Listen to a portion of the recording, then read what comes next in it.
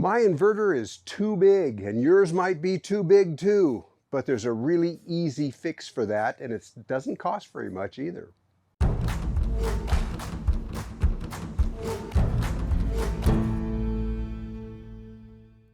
I just happen to be using this Bluetti AC 200P, but you might just have a solar panels and a solar controller and an inverter, and you might have a totally different system. But this applies to you as well.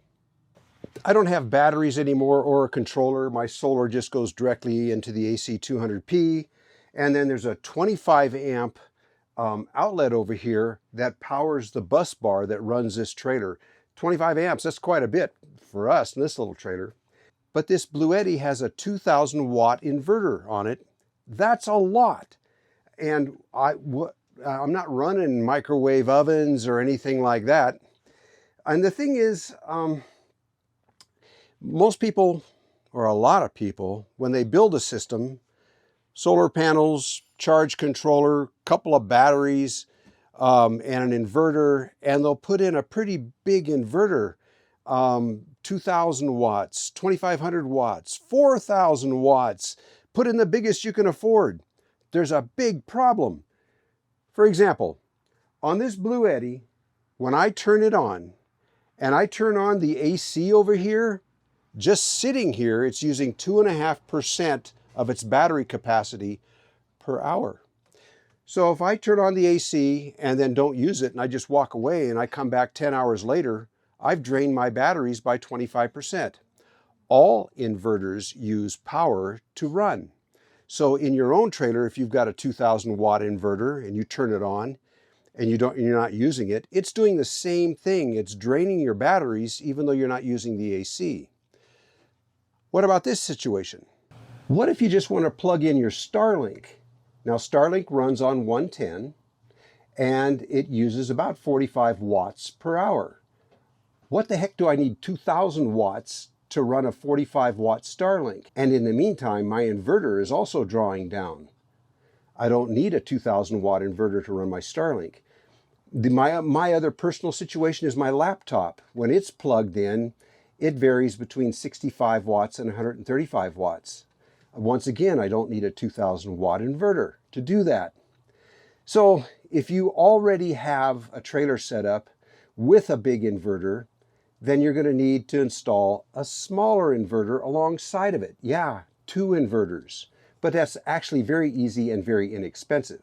And if you're just starting out and you're just building your trailer, if you don't need a 2000 watt inverter, I can run my table saw off of this and all kinds of other power tools. I can run all kinds of things. It's nice to have that, but just for everyday use, what are you running?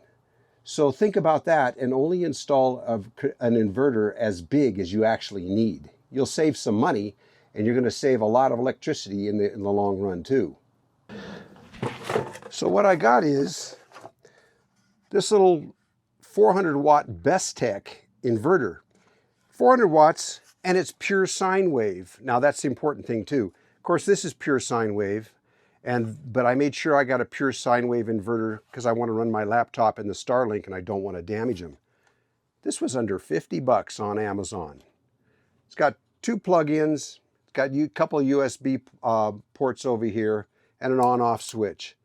And I'm just going to attach this into my bus bar, and of course this will be on, but I won't have to have the AC on this. Only the DC side, which isn't using any residual current, or not very much, just enough to run the battery management system, the BMS, which is hardly anything. So I'm just going to install this. I don't know if I'm going to install it over here yet, or if I'm going to install it on the other side over here. Just depends on the wiring run. It comes with a couple of battery cables, and I'm just going to cut these ends off and use these cables to go directly into my bus bar down here. Or you could use a cigarette lighter plug-in and wire this to the back of the inverter, but it's not good for quite as much power. So if you've got a big inverter in your RV, then consider putting a small inverter alongside it that's not using all that current draw just to run the inverter. Well, the installation is super easy. The negative lead just went to my negative bus. positive lead over here to the positive bus. That's it. And of course, those buses are powered by the battery in the Blue Eddy over here.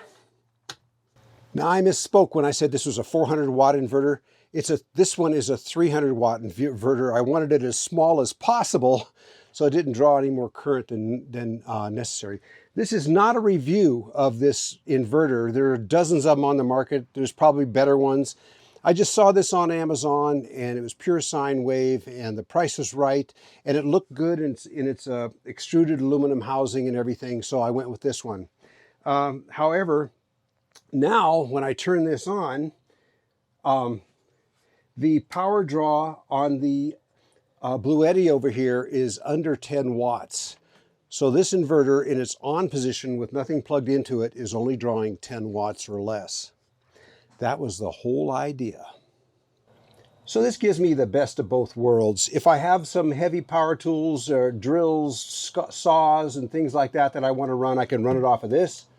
And if I just want to plug something in that doesn't draw too much and I want to conserve my battery power, then I can plug it in over here to this little inverter here. This was a cheap fix.